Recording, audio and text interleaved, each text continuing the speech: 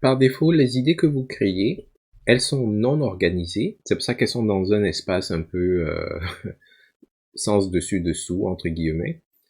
Et elles sont privées. Elles n'appartiennent qu'à vous. Vous seul pouvez y avoir accès.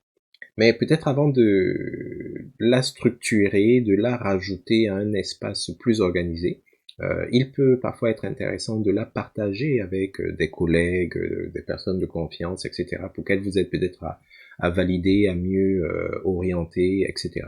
Donc pour y arriver, il faudrait que vous alliez dans l'idée que vous voulez partager. Donc par exemple, à partir de la page d'accueil, vous vous dirigez vers l'onglet idées, vous sélectionnez l'idée qui vous intéresse, donc on va prendre l'idée du millénium, pourquoi pas.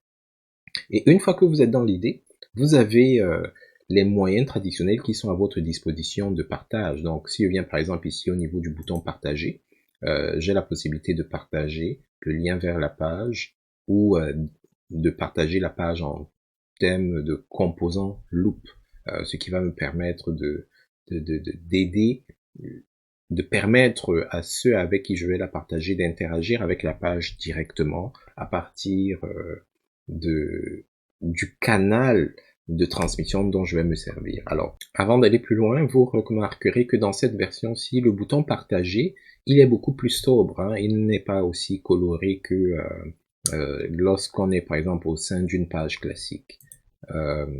Alors, si on revient par exemple ici, là, dans Loop, on prend espace de travail, on ouvre n'importe quelle page, vous pouvez voir que le bouton partager, il est tout beau, tout brillant, là, il est violet dans mon cas. Suivant vos configurations, ce sera peut-être un peu différent. Alors, je reviens ici dans l'idée du Millennium.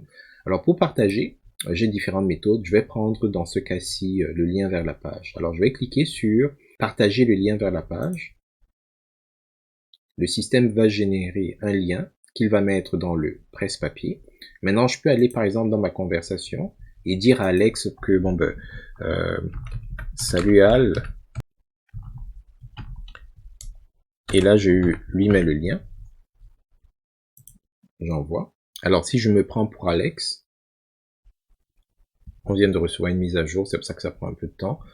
Ok, alors, voici l'idée qui est apparue. Donc, si je clique dessus, moi en tant qu'Alex, je vais être capable de visualiser l'idée du millénium, qui pour le moment est un peu vide.